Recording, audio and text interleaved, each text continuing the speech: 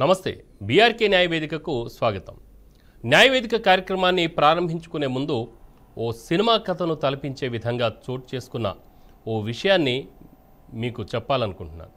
ఇటీవల జరుపుకున్న సంక్రాంతి పండుగకు హైదరాబాద్ నగరంలోని ఓ వృద్ధాశ్రమంలో ఓ వింత చోటు చేసుకుంది. అదేంటి అంటే, మనం పిల్లలను రెసిడెన్షియల్ స్కూల్లో జాయిన్ చేసి పండగ సెలవుల్లో ఇంటికి తీసుకురావడం చేస్తుంటాం. కానీ ఇటీవల సంక్రాంతి పండుగకు కొన్ని వృద్ధాశ్రమాల నుండి వారి తల్లిదండ్రులను వాళ్ళ ఇళ్లకు తీసుకెళ్లడం, పండుగ అయిపోయాక తిరిగి వృద్ధాశ్రమంలో వదిలిపెట్టిన సంఘటనలు అందరినీ కంటతడి పెట్టిస్తోంది. ఈ నేపథ్యంలో తల్లిదండ్రులను పట్టించుకోని పిల్లలపై చర్యలు తీసుకోవచ్చా? చట్టం ఏం చెప్తోంది? దీనిపై మాట్లాడడానికి ప్రముఖ లాయర్ వెంకటేష్ శర్మ గారు మనతో ఉన్నారు.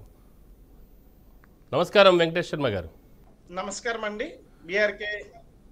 బీఆర్కే ప్రేక్షకులకు అందరికీ కూడా నమస్కారాలు. లాయర్ గారు, ముందుగా తల్లిదండ్రులను పట్టించుకోనని పిల్లలపై చర్యలు ఏ విధంగా తీసుకోవచ్చు? చట్టం ఏం చెప్తోంది? తల్లిదండ్రులు ఎవరన్నా నిరాకరించినా, వారిని ఎవరన్నా పట్టించుకోకపోయినా divisional magistrate, sub divisional magistrate ఉంటారండి. అంటే కలెక్టరు, ఆర్డీఓ వాళ్ళ దగ్గరికి వెళ్ళి తల్లిదండ్రులు కంప్లైంట్ చేయొచ్చు. ఆ కంప్లైంట్ని వాళ్ళు స్వీకరించి దాన్ని విచారించి దాని మీద వెంటనే వాళ్ళు ఎవరైతే వీరిని ఇబ్బంది పెడుతున్నారో చేస్తున్నారో, తండ్రి కూతురు కొడుకు అక్కడ భేదాభిప్రాయం ఏం లేదండి. కూతురైనా కొడుకైనా ఎవరైనా సరే సమానమే చట్టం ముందు. ఇద్దరిలో ఎవరు చూడకపోయినా ఇద్దరికి చూసే బాధ్యత ఉంది. కూతురు చూడకపోయినా కూతురు మీద కూడా తల్లిదండ్రులు కంప్లైంట్ చేయొచ్చు. డివిజనల్ ఆఫీసర్కి, సబ్ డివిజనల్ ఆఫీస్కి వాళ్ళు దానిని చూసి దానిని ఎవరైతే వాళ్ళని నిరాకరిస్తారే, వాళ్ళని వదిలేశారో, వాళ్ళని చూడట్లేదో వాళ్ళందరికీ కూడా నోటీసులు పంపించి విచారణ చేస్తారండి. విచారణ చేసి వారు ఏం కోరుకుంటున్నారో, వారికి ఏ విధమైన సహాయం కావాల్సి వస్తుందో వృద్ధులకి అవన్నీ కూడా వీళ్ళు చేస్తారండి. ఓకే, అంటే ఇప్పుడు లాయర్ గారు, తల్లిదండ్రులను ఏమాత్రం పట్టించుకోనని పిల్లలు, మరి పిల్లలకి ఇచ్చిన ఆస్తిని తల్లిదండ్రులు వెనక్కి తీసుకోవచ్చా? అంటే గతంలో మద్రాస్ హైకోర్టు కూడా ఒక స్టేట్మెంట్ కూడా ఇచ్చింది. దాన్ని ఎలా చూడాలి? ఏంటండి మీ క్వశ్చన్ ఒకసారి రిపీట్ చేస్తారా? ఇప్పుడు పిల్లలను సరిగ్గా చూసుకోనని తల్లిదండ్రులను పట్టించుకొని పిల్లలు తల్లిదండ్రుల ఆస్తులను తీసుకుంటారు ముందు. దాని తర్వాత వాళ్ళని వృద్ధాశ్రమంలో పెట్టడమో, లేదు అంటే సరైన రీతిలో వాళ్ళని చూడకపోవడం, పట్టించుకోకపోవడం అనేది చేస్తూ ఉంటారు. ఈ విషయంలో మద్రాస్ హైకోర్టు కూడా ఒక స్టేట్మెంట్ ఇచ్చింది. సో దీన్ని ఎలా చూడవచ్చు? నిజంగా పిల్లలకి ఇచ్చిన ఆస్తుల్ని వెనక్కి తీసుకోవడానికి ప్రయత్నం జరుగుతుందా? ఆస్తులే కాదండి, నగదు రూపంలో వారు ఎటువంటి అకౌంట్ ట్రాన్స్ఫర్లు చేసినా, వాళ్ళు పెన్షన్ డబ్బులు ఏదన్నా ట్రాన్స్ఫర్లు చేసినా, చెందిన అకౌంట్స్ లో పెడితే వాళ్ళకి ట్రాన్స్ఫర్ చేసినైతే కూతురు కొడుక్కి, ఆ తర్వాత వాళ్ళ పాలన కానీ వాళ్ళ పోషకాలు అది చూడనప్పుడు, పట్టించుకోనప్పుడు, చేయనప్పుడు ఆ అకౌంట్ నగదు ఏదైతే ఇస్తారో దాన్ని కూడా రిటర్న్ ఇవ్వమని అడిగే హక్కు ఉందండి తల్లిదండ్రులకి. మన ఆస్తులు అయితే ఇన్ రిటర్న్ గా ఉంటాయి. ఈ నగదు ట్రాన్స్ఫర్లు ఇట్లాంటివి అయితే కనుక చట్ట రూపంలో బ్యాంకు ద్వారా కానీ అట్లా ట్రాన్స్ఫర్ చేసి ఉంటారు. అట్లాంటి డబ్బులను కూడా వీళ్ళు అడిగి తీసుకోవచ్చు. పెద్ద మనుషుల సమక్షంలో క్యాష్ అది ఇచ్చినట్లయితే అవి కూడా కొడుకు కూతురు వాళ్ళ దగ్గర నుంచి అడిగి తీసుకోవచ్చు, చేయొచ్చు. ఒకవేళ కూతురు చనిపోయి ఉంటే అల్లుడు ఉన్నాడు అనుకోండి, అల్లుడికి గతంలో కూతురు ద్వారా అకౌంట్ ద్వారా ఆస్తులు ఇచ్చినా, డబ్బు ఇచ్చినా అల్లుడిని కూడా బాధ్యుని చేస్తూ అల్లుడిని కూడా డబ్బులు అడగచ్చు, చెయ్యొచ్చు. కూతురు చనిపోయింది కదా అని కూతురుకి ఇచ్చినవన్నీ అల్లుడి పిల్లలకి చెల్లుతాయి. కాబట్టి వాళ్ళు కూడా రెస్పాన్సిబిలిటీ తీసుకోవాల్సిన అవసరం ఉంటుంది. వాళ్ళు కూడా వీళ్ళని బాగోగులు చూడాలి. వాళ్ళు కూడా చట్టం రూపంలో వీళ్ళకి ఆన్సరబిలిటీ ఉంటుందండి. ఏమవుతుంది అంటే, తల్లిదండ్రులు ఎలాగో వృద్ధులు కదా, మేము బాగానే చూస్తున్నామని చెప్పి పైకి మాత్రం చెప్తుంటారు. లోపల మాత్రము కొడుకులు కానీ సరిగా చూడరు అని చెప్పేసి, అలాగనే కోడళ్ళు కానీ మనవరాళ్ళు కానీ సరైన రీతిలో వాళ్ళకి చూడరు. సో ఆ విధంగా లోపల హింసాత్మకమైన పరిస్థితి ఎదుర్కొంటూ ఉంటారు కొంతమంది వృద్ధులు. సో వాళ్ళ విషయంలో అసలు అంటే కొన్ని డ్రామాలు ప్లే చేస్తూ ఉంటారు. అక్కడికి వచ్చేసరికి మేము బాగానే చూస్తున్నాం, వాళ్ళే ఈ విధంగా చెప్తూ ఉన్నారని. సో దాన్ని అలాంటప్పుడు ఎలాంటి స్టెప్ తీసుకోవచ్చు? వాళ్ళు ఒక కాగిత రూపంలో కనుక డివిజనల్ మేజిస్ట్రేట్ కానీ డిస్ట్రిక్ట్ మేజిస్ట్రేట్ కానీ అక్కడ ఇచ్చినట్లయితే వారు దాన్ని విచారణ చెప్తారండి. ఎవరైతే వారిని పట్టించుకోవట్లేదో వాళ్ళకి 3,000 జరిమానా వేస్తారు, 3 ఏళ్ళు జైలు శిక్ష వేస్తారు, 5,000 పైన జరిమానా వేస్తారు. అంతేకాకుండా వారి శాలరీ కానీ వారి ఆస్తి కానీ ఏదన్నా ఉంటే దాన్ని అటాచ్ చేసి దాని మీద వచ్చే ఆదాయాన్ని తల్లిదండ్రులకి వచ్చే విధంగా డిస్ట్రిక్ట్ మేజిస్ట్రేట్ చర్యలు చెందుతారండి. అది డిస్ట్రిక్ట్ మేజిస్ట్రేట్ దాన్ని 30 డేస్ లోపల డిస్పోజ్ చేస్తారు. అట్లాంటి పిటిషన్లు ఏమైనా ఉన్నా తల్లిదండ్రులు ఎవరైతే కనుక కొడుకులు పోషకానికి దూరం అయ్యి వారంతట వారు జీవించలేక వారంతట వారు జీవనం కొనసాగించలేనప్పుడు వృద్ధాశ్రమాల్లో ఉంటే వృద్ధాశ్రమాల్లో వాళ్ళకి కూడా పే చేయాల్సిన బాధ్యత కానీ వృద్ధాశ్రమాలు సరైన వస్తువులతో నడపాల్సిన బాధ్యత కానీ ఇవన్నీ కూడా వృద్ధాశ్రమాల మీద కూడా ఉంటే వాళ్ళు కూడా senior citizen act care act కిందకు వస్తారు. ఈ కొడుకు కూతురు ఎవరైతే ఉన్నారో మీరు అన్నట్టుగా సెలవుల్లో వాళ్ళని సెలవులు తీసుకొచ్చుకొని తర్వాత వదిలేయటం చేయటం చేస్తారో వాళ్ళందరూ కూడా ఆ తల్లిదండ్రులు ఆ సీనియర్ సిటిజన్ కేర్ హోమ్ లో ఎట్లా చేస్తున్నారు అని తరచుగా చూడాల్సిన అవసరం ఉంటుంది. వీలైతే స్పెషల్ అసిస్టెంట్ ని ఎవరన్నా వాళ్ళకి నియమించాల్సిన అవసరం ఉన్నప్పుడు స్పెషల్ అసిస్టెంట్ ని కూడా నియమించాలి అక్కడ. ఎందుకంటే వాళ్ళ పనులు వాళ్ళు చేసుకోలేనప్పుడు అప్పుడు కూడా కొడుకు కూతురు వాళ్ళది బాధ్యత అవుతుంది. వాళ్ళు అవన్నీ జాగ్రత్తగా చూడాల్సిన అవసరం ఉంటుంది. ఇవన్నీ కూడా ఎవరైతే నిర్వర్తించలేదో వాళ్ళు చట్ట పరిధిలో నేరస్తుల కింద ఉంటారు. ఇందులో సివిల్ క్రిమినల్ యాక్షన్లు 2 ఉంటాయండి. సివిల్లో వీళ్ళు మెయింటెనెన్స్ అడగచ్చు, సివిల్లో వాళ్ళ పోషకానికి కావాల్సిన సదుపాయాలను అడగచ్చు, క్రిమినల్లో వచ్చేటప్పటికి వాళ్ళని శిక్షించమని కూడా అడగచ్చు. ఈ 2 కూడా తల్లిదండ్రులు వృద్ధులు హక్కు అది. అవన్నీ కూడా వృద్ధులకి సీనియర్ సిటిజన్ యాక్ట్ ద్వారా వచ్చినాయండి. అంటే లాయర్ గారు ఇప్పుడు తల్లిదండ్రులు పిల్లలకి ఇచ్చిన ఆస్తి పత్రాలు ఏదైతే ఉన్నాయో వాటిని రద్దుపరచవచ్చా? అంటే విజయవాడలో కూడా మనం కొన్ని నెలల క్రితం మనం విజయవాడలో ఒక ఇన్సిడెంట్ కూడా చూసాం కదా మనం, తల్లిదండ్రుల విషయంలో నెగ్లెక్ట్ చేసిన కొడుకు విషయం. అలాగనే మద్రాస్ హైకోర్టు కూడా ఒక చక్కటి స్టేట్మెంట్ కూడా ఇచ్చింది. ఈవెన్ తల్లిదండ్రులను సరిగ్గా పట్టించుకోకపోతే అసలు వాళ్ళ ఆస్తుల్ని పలానా విధంగా రద్దు చేసి పడేయవచ్చు అని చెప్పేసి కూడా వాళ్ళు ఒక హక్కుని ఇచ్చారు వాళ్ళు. సో ఆ హక్కు ఏంటి? ఏ విధంగా రద్దు చేయవచ్చు? పత్రాలు సహజంగా అనుకుంటారు లవ్ అండ్ ఎఫెక్షన్ తో, అంటే ప్రేమతోటి అనురాగంతో ఇచ్చిన ఆస్తులు మాత్రమే తల్లిదండ్రులు ఇస్తే మాత్రమే రద్దు చేసే హక్కు ఉంటుంది. మిగతా ఆస్తులు ఏది ఇచ్చినా అట్లాంటి పదం లేకపోతే రద్దు చేసే అవకాశం లేదేమో అనుకుంటారు. తల్లిదండ్రుల దగ్గర నుంచి కొడుకులకి ఏ ఆస్తి వెళ్ళినా, ఏ నగదు వెళ్ళినా, షేర్లు వెళ్ళినా, ఏది వెళ్ళినా సరే లవ్ అండ్ ఎఫెక్షన్ అనే పదం ఉండక్కర్లేదు. వాళ్ళు ప్రేమతోనే పిల్లలకి ఇచ్చారనుకోవచ్చు. ఎందుకంటే బయట వాళ్ళకి ఎవరికి ఇవ్వరు కాబట్టి. కొడుకు కూతురికి కాకుండా బయట వాళ్ళకి ఎవరికన్నా ఇచ్చినట్లయితే, వాళ్ళ పోషకం చూస్తామని చెప్పినట్లయితే, వాళ్ళకి లవ్ అండ్ ఎఫెక్షన్ అనే పదాలతో ఇచ్చినట్లయితే కనుక అప్పుడు వాళ్ళ దగ్గర నుంచి కూడా తీసుకోవచ్చు. కొడుకు కూతురికి లవ్ అండ్ ఎఫెక్షన్ ద్వారానే ఇవ్వాలని లేదు. ఆస్తి పంపకం కానీ ఆస్తి ట్రాన్స్ఫర్ కానీ జరిగితే చట్ట పరిధిలో ఎప్పుడైనా దాన్ని క్యాన్సిల్ చేసే హక్కు ఉంది. దాన్ని వాళ్ళ మమకారం అనే ఒక వారి మీద ఉన్న మమకారం అనే ప్రభావం ద్వారా ఆ ఆస్తిని ట్రాన్స్ఫర్ చేశారు, లేకపోతే కొడుకో కూతురో భయపెట్టి ట్రాన్స్ఫర్ చేశారు, లేకపోతే కొడుకో కూతురో దాన్ని మోసం చేసి తల్లిదండ్రుల దగ్గర నుంచి తీసుకున్నారు అనే పరిధిలోకి దాన్ని తీసుకువచ్చి ఆ ఆస్తిని క్యాన్సిల్ చేసే అధికారము కోర్టులకు ఇచ్చింది. వాళ్ళు కోర్టును కనుక అప్రోచ్ అయినట్లయితే కనుక కోర్టులు త్వరితగతిన దాన్ని విచారణ చేసి దాని మీద ఒక క్యాన్సిలేషన్ చేసి వీళ్ళ ఆస్తులు వీళ్ళకి ఇప్పిస్తారండి. Okay, right. లాయర్ గారు పిల్లలకు ఆస్తులు కట్టబెట్టేటప్పుడు ఆ అంటే పత్రాలు ఏదైతే ఉంటాయో అందులో ప్రేమానురాగాలు, లవ్ అండ్ ఎఫెక్షన్ అనే పదాన్ని జోడించమని చెప్తుంటారు. అంటే ఇందాక ఇవన్ మీరు కూడా చెప్పారు. సో దానికి అర్థం ఏంటి? ఆ పదాన్ని ఏ ఉద్దేశంతో పెడతారు? చెప్పండి. అంటే ఇప్పుడు పిల్లలకు ఆస్తులు కట్టబెట్టేటప్పుడు ప్రేమానురాగాలు అంటే లవ్ అండ్ ఎఫెక్షన్ అనే పదాన్ని జోడించమని చెప్తా ఉంటారు కదా, ఈవెన్ కోర్టు కూడా చెప్పింది. సో దానికి అర్థం ఏంటి? అంటే ఇందాక మీరు చెప్పినట్టుగా దానికి అర్థం ఏంటి? ఆ పదాన్ని ఏ ఉద్దేశంతో పెడతారు? లవ్ అండ్ అఫెక్షన్ అనే పదమే పెట్టక్కర్లేదు. తల్లిదండ్రులకి ఎవరన్నా తల్లిదండ్రులు కొడుకుకో కూతురుకో లేకపోతే తమ్ముడికో అల్లుడికో ఎవరికన్నా ట్రాన్స్ఫర్ చేసినట్లయితే లవ్ అండ్ ఎఫెక్షన్ అనేది పెట్టక్కర్లేదు. గిఫ్ట్ రూపంలో ఇచ్చినట్లయితే చాలు. అది గిఫ్ట్ అయితే కనుక అది ఆటోమేటిక్ గా అది లవ్ అండ్ ఎఫెక్షన్ తో ఇచ్చినట్టు దాన్ని క్యాన్సిల్ చేసే అధికారం ఉంది. లేకపోతే ఇన్వాల్యుబుల్ ఇన్కన్సిడరబుల్ అమౌంట్ ఏదన్నా ఇచ్చినా చేసినా సరే అది కూడా తల్లిదండ్రులు క్యాన్సిల్ చేసే అవకాశం ఉంది. ₹1 ప్రాపర్టీని 10 లక్షలకో 5 లక్షలకో కొడుకు కూతురు అల్లుడు కొనుక్కున్నారంటే అది కూడా చట్ట పరిధిలో చెల్లదు. అది కూడా ప్రేమ అనురాగంతో ఇచ్చినట్టే, చేసినట్టే. కాబట్టి ప్రత్యేకించి లవ్ అండ్ ఎఫెక్షన్ అనే పదం వాడక్కర్లేదు.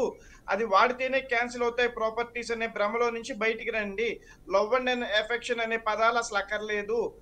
అది లేకపోయినా తల్లిదండ్రులు ఏదైతే క్యాష్ షేర్‌లో లేని యెడల ఆస్తులో ఇచ్చినట్లయితే కార్ అయినా సరే ఎట్లాంటివి ఇచ్చినా వాళ్ళు మళ్ళీ తిరిగి తీసుకునే హక్కు తల్లిదండ్రులకైతే ఉంది. ఎస్ అయ్యర్ గారు, ఒక కాలర్ ఉన్నారు మరి బయట నుంచి, అంటే మన జూమ్లో ఉన్నారు. మొత్తానికి అయితే వాళ్ళు విదేశాల నుంచి కాల్ చేస్తున్నారు మనకి. సో వారితో కూడా మాట్లాడించే ప్రయత్నం చేద్దాము. ఆదిత్య గారు, త్రినాథ్ గారా ఆదిత్య గారా మరి మాట్లాడేది? ఎస్ ఎస్ సార్, నమస్కారం sir. First of all Ramarao గారికి అండ్ శర్మ గారికి నమస్కారం సార్. యాక్చువల్గా నేను ఐర్లాండ్ లో ఉంటున్నాను. నమస్కారం.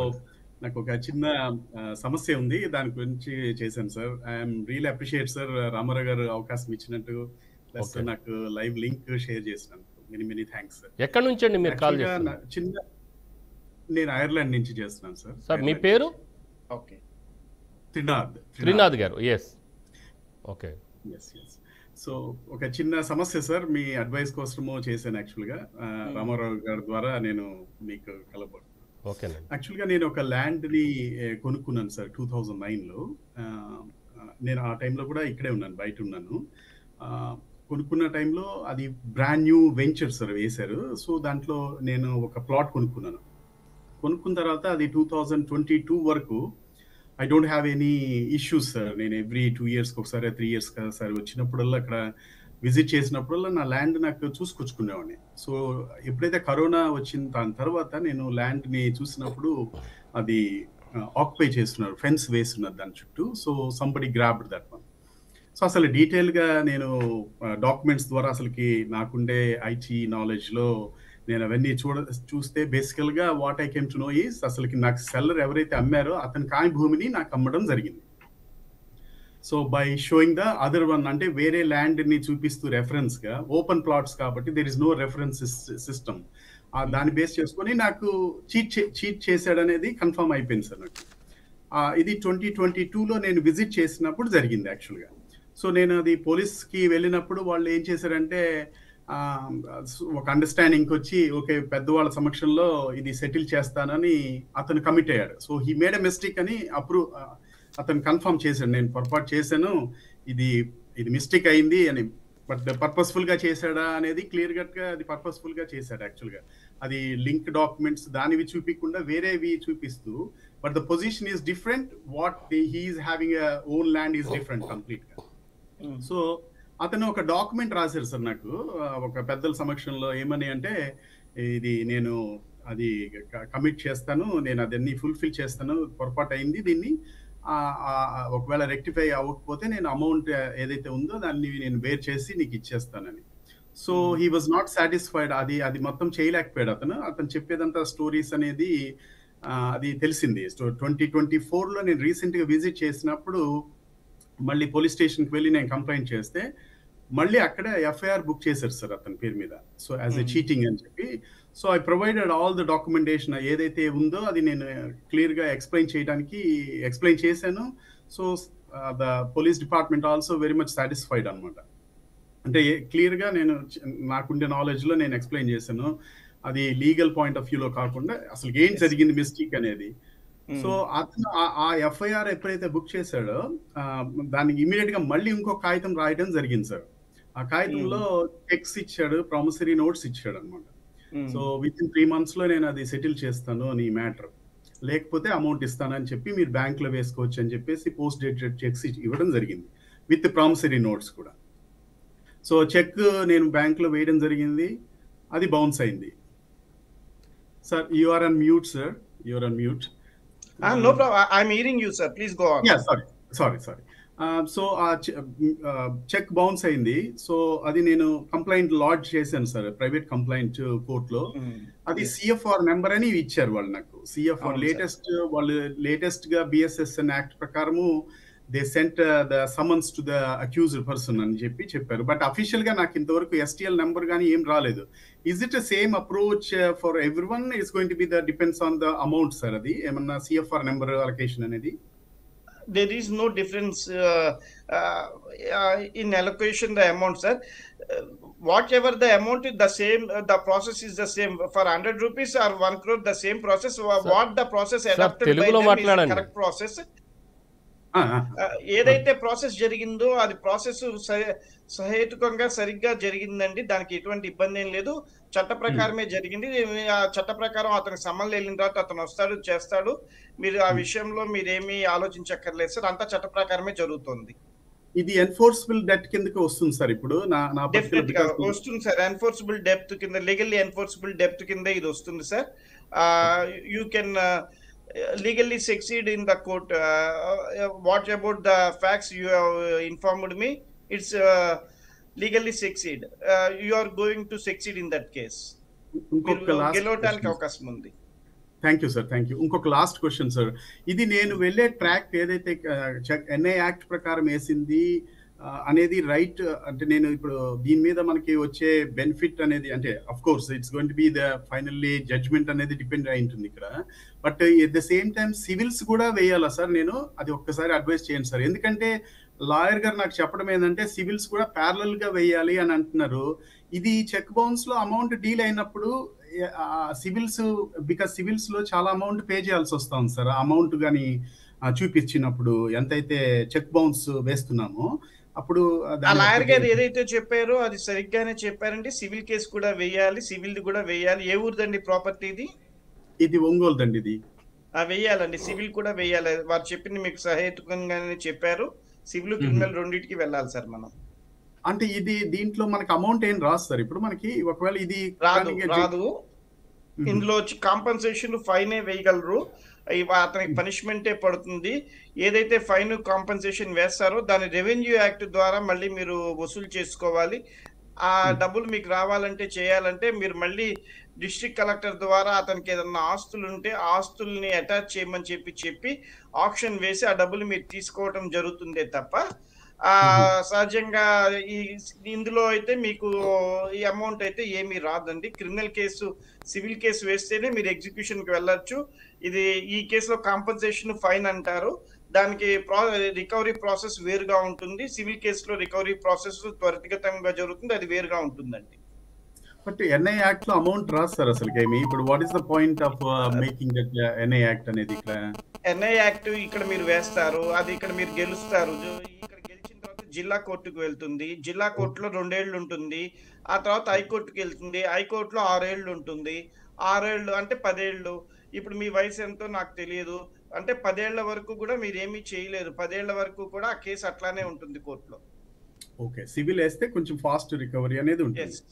Yes. Okay, sir. Thank you very much, sir. Appreciate your help and right. Ireland నుంచి అంటే త్రినాథ్ గారు, మీరు బీఆర్కే న్యూస్ డిజిటల్ ప్లాట్ఫామ్ ద్వారానే మీరు తెలుసుకున్నారా? అవునండి. యాక్చువల్గా నేను ప్రతి న్యాయవేదిక బీఆర్కే తరఫున జరిగే ప్రతి న్యాయవేదికి నేను అటెండ్ అవుతుంటాను. నేను చూస్తుంటాను, వాచ్ చేస్తుంటాను. Sometimes it may be ఇక్కడ నాకు ఫీజిబిలిటీగా ఉంటే చూస్తాను, లేదనుకోండి ఆఫ్లైన్ లో కూడా చూస్తుంటాను. But every time I will watch it అనమాట.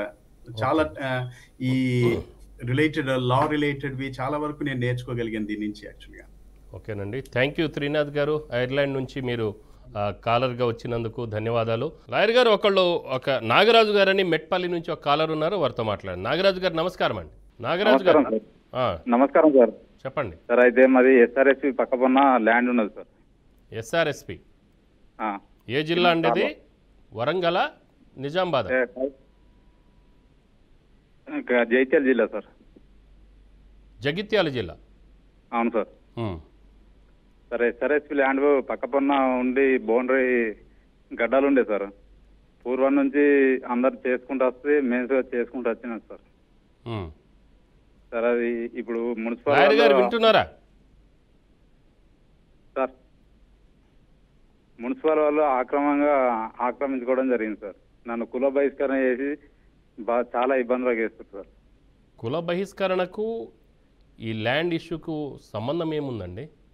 సరే ఎస్ఆర్ఎస్పీ ల్యాండ్ అయితే కుల బహిష్కరణ అనేది ఎందుకు వచ్చిందంటే మా ఊరు పెద్ద మనుషులు, మా సంఘం పెద్ద మనుషులు ఫస్ట్ లాక్కోవడానికి ప్రయత్నించారు.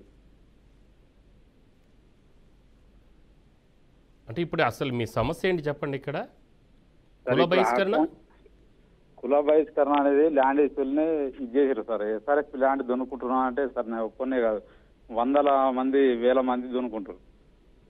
ఇప్పుడు శ్రీరామ్ సాగర్ ప్రాజెక్ట్ ఆయకట్ట నుంచి పడితే చివరి వరకు దున్నుకుంటూనే ఉన్నారు అందరు రైతులు. అలాగా నేను ఒకరిని సాగు చేసుకుంటాం సార్. సాగు చేసుకున్న క్రమంలో మా తాతల నుండే సాగు చేస్తారు, మేము ఇప్పుడు దున్నుకుంటున్నాం. మా నాన్న అనిపోయి నన్ను చాలా ఇబ్బందులకు గురి చేస్తుంది. కుల బహిష్కరణ చేస్తే ఒక కేసు పెట్టాం. కేసు నడుస్తుందా? యాక్చువల్గా టాపిక్ ఇవాళ అది కాదు, సీనియర్ సిటిజన్స్ మీద ఇవాళ మాట్లాడదామని అనుకున్నాము. మొత్తానికైతే ఈ రీసెంట్గా జరిగిన సంక్రాంతి పండుగ ఏదైతే ఉందో, సంక్రాంతి పండుగ సందర్భంగా హైదరాబాద్లోని ఓ ప్రాంతంలో, అంటే వృద్ధాశ్రమంలో, చాలా చోట్ల జరిగి ఉండొచ్చు కానీ ఒక వృద్ధాశ్రమాన్ని నిర్వహిస్తున్న ఒక డాక్టరు నాతో టచ్లో వచ్చారు. ఆయన నాతో మాట్లాడుతూ వృద్ధాశ్రమం గురించి ఆయన చెప్పుకుంటూ ఆయనే బాధపడుతున్నాడు. విషయం ఏంటంటే ఎవరైతే వాళ్ళ వృద్ధాశ్రమంలో జాయిన్ అవుతారో వాళ్ళ దగ్గర ఒక్కొక్కళ్ళ దగ్గర నెలకు 6,000 రూపాయల నుంచి 8,000 రూపాయల వరకు వాళ్ళు తీసుకుంటారు, పేమెంట్ అనేది ఛార్జ్ చేస్తారు. కానీ చాలామంది ఆ విధంగా లేరు. ఈవెన్ కొంతమంది తల్లిదండ్రులని ఆ వృద్ధాశ్రమంలో జాయిన్ చేసేసి ఫస్ట్ హాఫ్గా వాళ్ళ పేమెంట్ కొంత పే చేసేసి వెళ్ళిపోతున్నారు. ఆ తర్వాత కొంతమంది అసలు తిరిగి రారంట, తల్లిదండ్రులను చూడటానికి కూడా రాకపోవడం. కానీ కొడుకును చూడాలన్న ఒక బాధ మాత్రం తల్లిదండ్రుల్లో ఎక్కువగా కనబడుతుందని చెప్పేసి అన్నారు ఆయన. ఒక ముసలావిడైతే నన్ను కూడా ఆయన ఒకసారి ఆహ్వానించాడు వాళ్ళ వృద్ధాశ్రమానికి. అయితే ముసలావిడ ఏం చేస్తుందంటే, నా కొడుకును ఎట్టి పరిస్థితిలోనైనా నేను చూడాలన్న ఉద్దేశంతో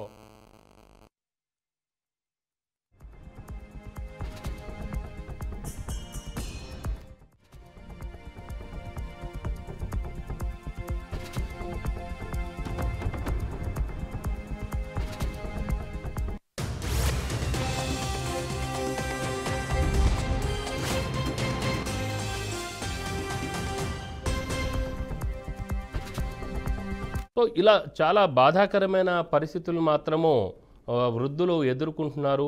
ఎందుకంటే తమ కూతుర్లు, కొడుకులను, అలాగనే మనవళ్ళు, మనవరాలను చూడాలని చెప్పేసి ఒక ఆశ మాత్రం వాళ్ళలో ఉంటుంది. మరణం వరకు కూడా నిజంగా చెప్పాలంటే కుటుంబ బంధం అనేది తెగకూడదండి. కానీ ఇక్కడ కొడుకులు, కోడళ్ళు కొంతమంది నిర్లక్ష్యం చేయడం వలన తల్లిదండ్రులు వృద్ధాశ్రమంలో ఉండాల్సిన పరిస్థితి దాపురిస్తుంది.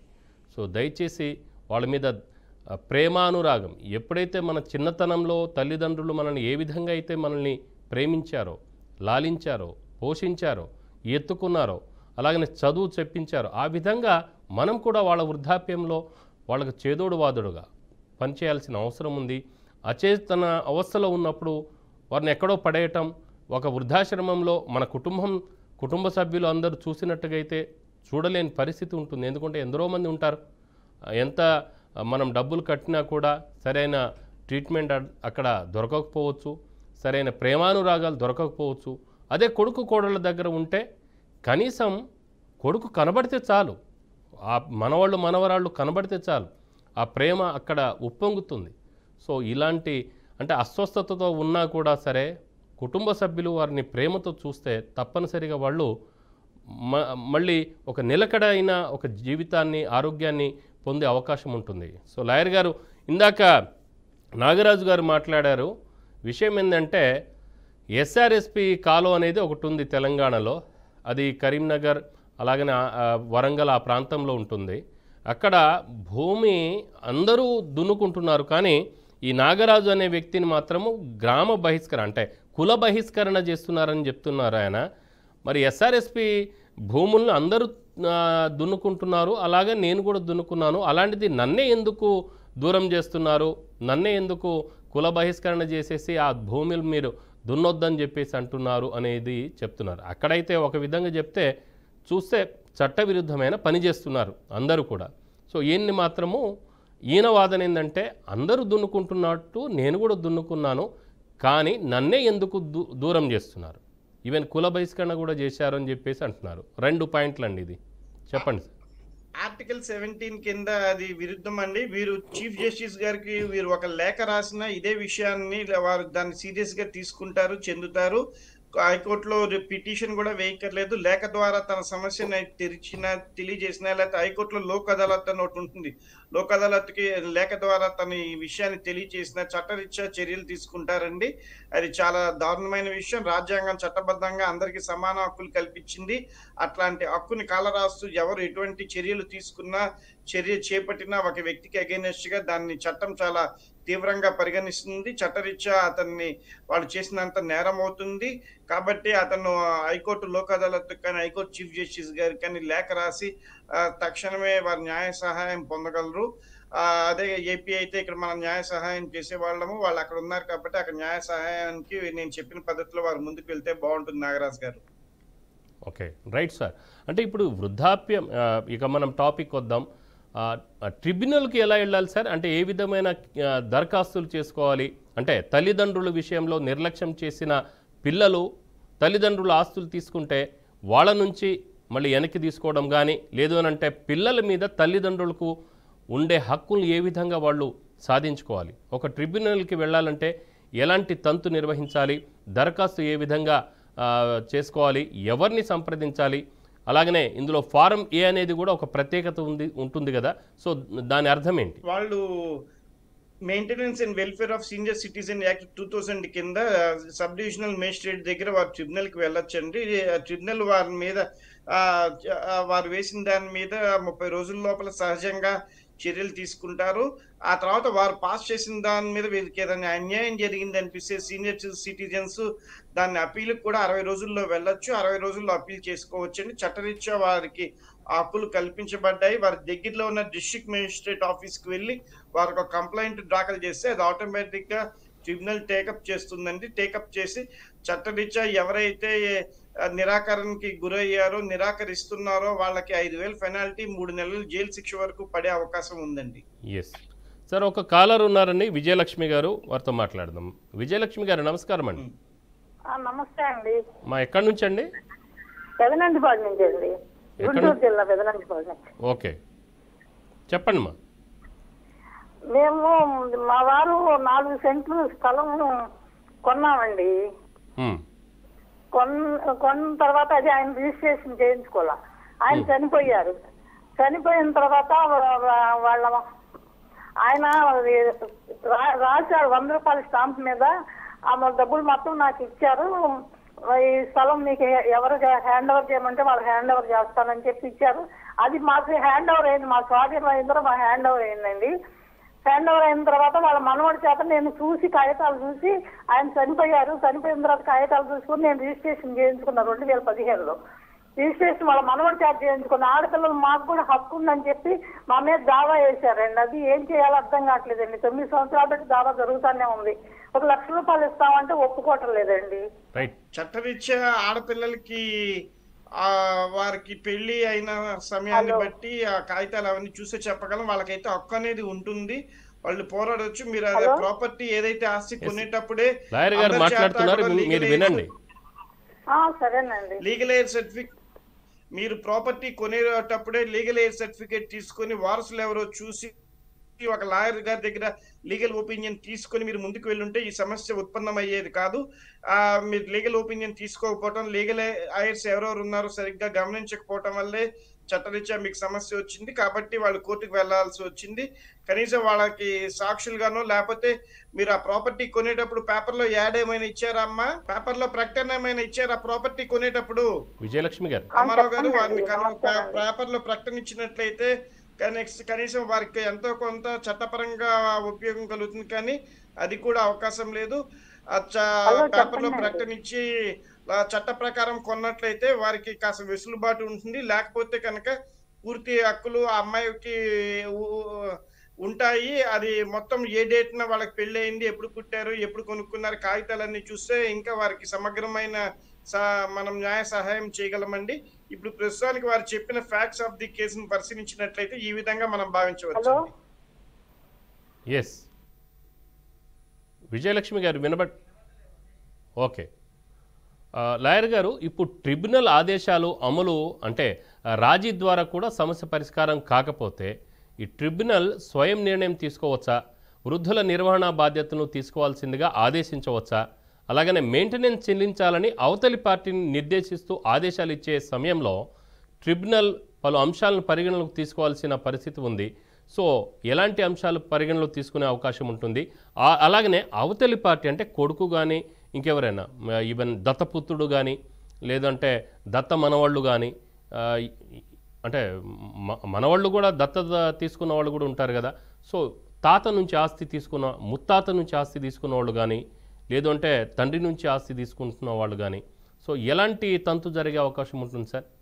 ఒకవేళ ఎదుటి వ్యక్తికి స్తోమత లేదంటే మరి పరిస్థితి ఏంటి? ఇది ఎదుటి వ్యక్తికి కనుక స్తోమత లేనట్లయితే కనుక ఇంటిగ్రేటెడ్ సీనియర్ సెక్యూరిటీ స్కీమ్ అని ఒకటి ఉందండి, ISSS స్కీమ్ అని ఉంటుంది. ఆ స్కీమ్ కింద ప్రభుత్వం వారికి సీనియర్ సిటిజన్స్ కి సహాయం చేస్తుంది. అట్లానే NGO సంస్థలు ఉన్నాయి, రెడ్ క్రాస్ సంస్థలు ఉన్నాయి, వాటి ద్వారా పొందొచ్చు. వాళ్ళ కొడుకు కూతురు కనుక వీరికి శారీరకంగా మానసికంగా సహాయం చేయలేని పరిస్థితుల్లో ఉన్నట్లయితే వారికి జీవించే హక్కు ఉంది కాబట్టి వారిని హైకోర్టులను కూడా వారు ఆశ్రయించవచ్చు, సుప్రీంకోర్టును కూడా ఆశ్రయించవచ్చు. వారి సమస్య చెప్తూ వారికి ఇట్లా ఇబ్బంది కలుగుతోంది, వారికి నా కొడుకు కూతురు కూడా లేరు, చాలా మందికి లేకపోయి ఉండొచ్చు, నన్ను చూసేవాళ్ళు ఎవరు లేరు అంటే అందుకనే senior citizens welfare and maintenance act 2007 అనేది పాస్ చేశారు. అందులో ISSS స్కీమ్ కింద కానీ లేదా ఆరోగ్యశ్రీ స్కీమ్ ద్వారా వైద్య సహాయం కానివ్వండి, సీనియర్ సిటిజన్ కి పెన్షన్ కానివ్వండి, వీటన్నిటి ద్వారా కూడా వారు జీవించే హక్కుని సాధించుకోవచ్చు, ముందుకు వెళ్ళొచ్చు. కాకపోతే చట్టంను ఏ విధంగా వాళ్ళు వాడుకోవాలి చేయాలి అని వాళ్ళకి తెలిసి ఉండాలి. కొడుకు కూతురు కనుక ఆర్థిక స్తోమత మానసికంగా సంసిద్ధంగా లేనప్పుడు జిల్లా కలెక్టర్లు జిల్లా మేజిస్ట్రేట్లే సరైన చర్యలు తీసుకొని వారికి ప్రభుత్వం ద్వారా ఏమైతే వారికి ఏమేమి హక్కులు ఉన్నాయో వాటన్ని తెలియచేసి వాటి కింద వీళ్ళ పోషణ బాధ్యత ప్రభుత్వం తీసుకుంటుందండి. అంటే సార్ ఇప్పుడు కొత్త చట్టాల ప్రకారము సీనియర్ సిటిజన్ల విషయంలో మెయింటెనెన్స్ అనే పదానికి కూడా ఒక నిర్వచనం ఇచ్చింది. అలాగే తల్లిదండ్రులు గౌరవంగా బతకడానికి అవసరమైన ఆహారము దుస్తులు ఇవన్నీ కూడా వాటి గురించి కూడా నిర్వచనం ఇచ్చింది. సో వీటి గురించి ఎక్స్ప్లెయిన్ చేస్తారా? అవును, మెయింటెనెన్స్ అంటే వారికి తిండి, వారు తినటానికి ఏమేమైతే పోషక పదార్థాలు కావాలో వాటన్నిటినీ కూడా సమకూర్చడం, వారి ఆరోగ్యము చూడటము, అంతేకాకుండా వారికి ఎటువంటి మందులు కావాల్సి వస్తాయో సమయానికి ఆ మందులన్నీ కూడా వాళ్ళకి ప్రొవైడ్ చేయటము. ఓన్లీ డబ్బు ఇచ్చేసి వదిలేయటమే కాదండి, చిన్నప్పుడు తల్లిదండ్రులు ఎటువంటి మమకారాన్ని అయితే పిల్లలకి పంచారో అటువంటి మమకారాన్ని ఇవ్వవలసిన బాధ్యత పిల్లల మీద ఉంటుంది. వారి పాలన ఒకటే కాకుండా లాలన కూడా చూసుకోవాల్సి ఉంటుంది. ఎంటర్టైన్మెంట్ అంటే వాళ్ళకి పుస్తకాలు ఏదైనా ఇంట్రెస్ట్ ఉంటే పుస్తకాలు ఇవ్వటం, చేయటము, చెందటము, ఒకే స్థితిలో సంవత్సరాల తరబడి ఒకే ఓల్డ్ ఏజ్ హోమ్ లో పడేసి మేము తల్లిదండ్రులకి చూస్తున్నాము అనే ఎవరైతే భ్రమలో ఉంటారో అది కూడా చట్టరీత్యా నేరమేనండి. తల్లిదండ్రులకి బయటికి తీసుకువెళ్ళటము, వారికి 6 నెలలకు ఒకసారి 3 నెలలకు ఒకసారి వెసులుబాటుని బట్టి బయట పుణ్యక్షేత్రాలకు వారు ఎటన్నా వెళ్ళాలి చేయాలి అనుకుంటే వాటిని కూడా చూపించాల్సిన బాధ్యత పిల్లల మీద ఉంటుంది. అంతేకాని ఒక ఓల్డ్ ఏజ్ హోమ్ లో మూల పడేసాము, మేము ఇంకా పోషించేస్తున్నాము, మేము జాగ్రత్తగా చూసుకుంటున్నాం తల్లిదండ్రులని, మా బాధ్యత మేము నెరవేరుస్తున్నాం అనేది కరెక్ట్ కాదు. లాలనా పాలన అంటే ఓన్లీ మార్నింగ్ నుంచి కింద రాత్రి దాకా ఓల్డ్ ఏజ్ కేర్ లో పడేసి 6,000 8,000 క్యాష్ కట్టేసి మేము చూస్తున్నాం అనుకోకూడదు అనేది మీ ద్వారా వాళ్ళకి తెలియచేస్తున్నాను. వేరే మిగతా కూడా వాళ్ళకి చూడాల్సిన బాధ్యత అయితే ఉంటుంది. అట్లా చూడని వాళ్ళు కూడా డివిజనల్ మేజిస్ట్రేట్ కి వెళ్ళి వాళ్ళ బాధను చెప్పుకోవచ్చు.